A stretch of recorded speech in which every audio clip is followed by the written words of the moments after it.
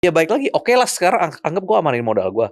Habis itu gue nggak tahu terus tapi gitu mau lu pakai masuk kemana. lagi di atas. Iya, yang ada gue beli di atas gitu kan. Atau nggak ini Iya. dapat duitnya nggak kepake buat apa? Kalau duitnya nggak kerja salah juga.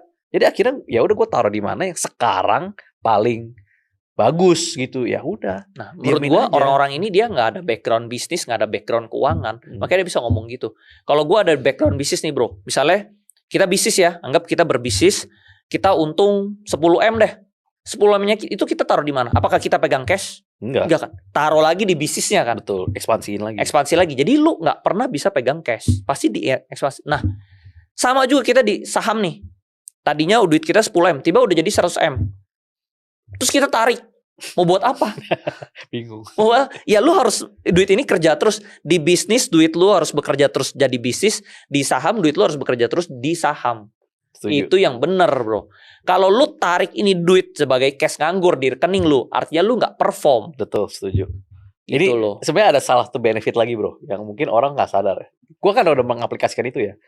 Rekening gue pokoknya duit nggak boleh banyak-banyak. Ya iya betul. Karena kalau duit banyak, satu dia nggak kerja, dua ntar jadi gatal pengen shopping. Betul. Setiap kali ada duit nganggur, gue transfer langsung ke RDN bro. Betul. Ada duit gede mau masuk, nggak usah transfer ke rekening gue, langsung ke RDN. Betul. Jadi udah, gue nggak ada duit. Betul. Jadi gue nggak aneh-aneh gitu. Nah ini semua duitnya kerja. Ini sama juga nih.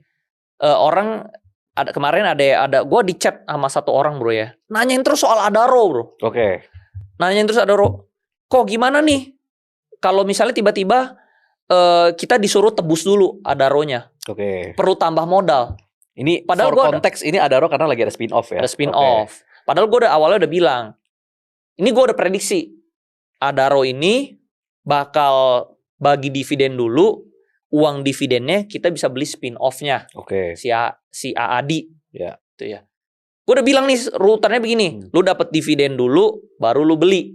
Tapi dia mati-matian. Nggak mungkin deh. Kayaknya langsung beli dulu. Kayaknya dia IPO dulu, kita harus tebus dulu. Baru bagi dividennya belakangan kita harus tebus. Nggak mungkin. Logikanya gimana tau nggak gue bisa prediksi? Nah ini bagus nih. Gue tahu jawabannya tapi ini jawabannya bagus banget. Logikanya sekarang oke, yang skala Konglo lebih besar ya. Boy Thohir ya, duitnya kan ya Konglo lah ya, duitnya banyak. Dia juga pasti nggak pegang bro cash sebanyak itu. Misalnya dia punya saham Adaro kan gede banget ya, berapa persen lah ya, gue nggak ingat exactnya berapa gede.